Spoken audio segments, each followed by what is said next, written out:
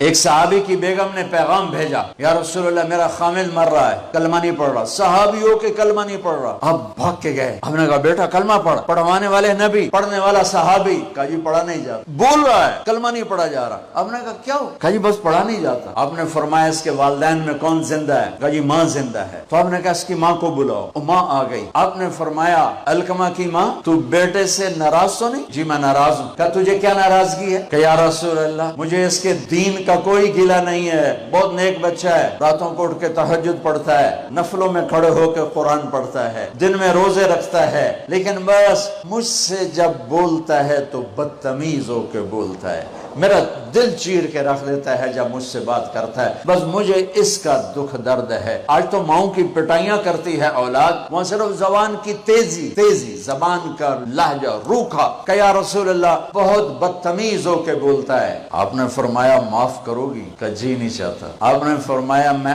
آگ لگاؤں تو سفارش کرو گی؟ کہا جی آگ میں تو نہیں دیکھ سکتی، سفارش کروں۔ آپ نے فرمایا اگر تو نے معاف نہ کیا تو یہ مرتے ہی اللہ کی آگ میں جلے گا، اس کو صحابی ہونا بھی جہنم سے نہیں کوئی بچا سکتا، حالانکہ قرآن کہتا کلن وعد اللہ الحسنى، اے میرے نبی میرا وعدہ ہے تیرے تمام صحابہ جنتی ہیں، لیکن میرے نبی نے کہا سن لے تو نے معاف نہ کیا تو یہ سیدھا اللہ کی آگ میں جائے گا۔ سفارش کرتے ہو، معاف کرتے ہو؟ کہا جی میں اب معاف کرتی ہوں۔ آپ نے کہا بیٹا لا الہ الا اللہ کہے، اس نے کہا لا الہ الا اللہ اور جان نکل گئی۔ آپ نے اس کا جنازہ پڑھایا، اس کے دفن میں شریک ہوئے اور پھر اعلان کیا اس کی قبر پہ کھڑے ہو کر جس نے ماں باپ کو دکھ دیا اس پہ اللہ کی لعنت، اس پہ فرشتوں کی لعنت، اس پہ زمین آسمان کی لعنت، ان کی نہ نماز قبول ہے، نہ روزہ قبول ہے، نہ صدقہ قبول ہے۔ یہ ناکام انسان کی شکل ہے۔ بچوں یہ ہونے والا ہے، اللہ کی قسم کچھ تیاری کر کے مرنا ہے۔